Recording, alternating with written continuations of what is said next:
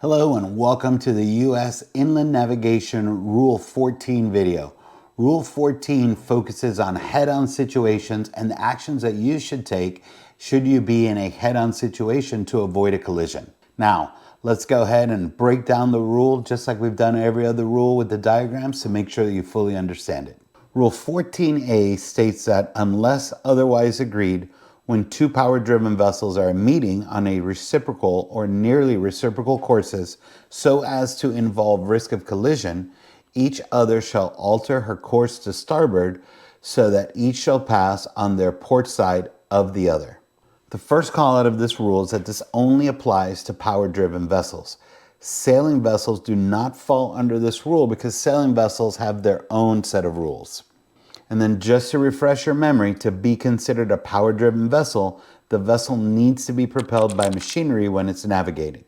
Now let's take a look at this diagram to cover what the rule is saying. The two vessels would need to be headed towards each other on a head-on situation. Then if the risk of collision exists, your action would be to turn to starboard so that the two vessels pass each other port side to port side.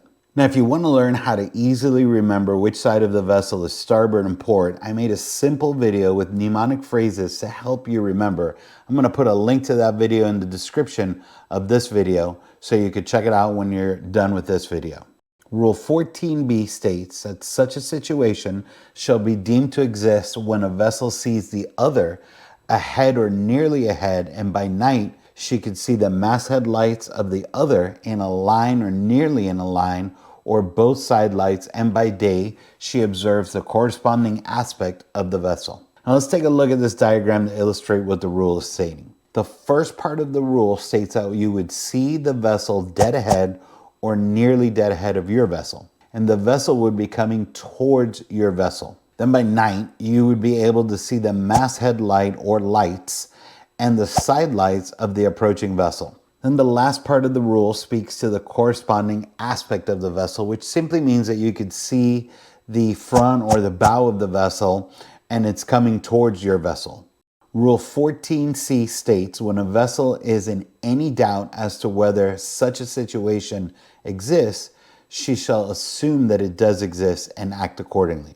This simply states that if you're observing another vessel coming towards your vessel and you have any doubt of a risk of collision exists, then you need to assume that the risk of collision does exist and take action to avoid that collision. Rule 14d states that notwithstanding paragraph A of the rule, a power-driven vessel operating on the Great Lakes, Western rivers, or waters specified by the Secretary or proceeding downbound following a current shall have the right of way over an upbound vessel. That vessel shall propose the manner of passage and shall initiate the maneuvering signals prescribed in Rule 34A Item 1 as appropriate. Now this is a really long one, but it's simply reinforcing what we covered in Rule 6, which is that any vessel traveling down a river going with the flow of current has the right of way and they have to initiate the maneuvering signals.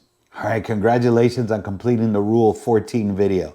Make sure that you really study Rule 14D because this is an addition for the inland rules versus the international rules. Study them, learn it, and when you're ready, I'll be waiting for you in the next lesson.